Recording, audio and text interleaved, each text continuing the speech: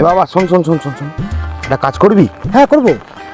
ওই যে সামনে আন্টিটাকে দেখতে পাচ্ছিস, হ্যাঁ ওখানে যা, হ্যাঁ, গিয়ে ওনার নাম্বারটা একটু নিয়ে আয়। খ্যাপ আছে দা, ওটা আমার মা, আমি চালাবো না।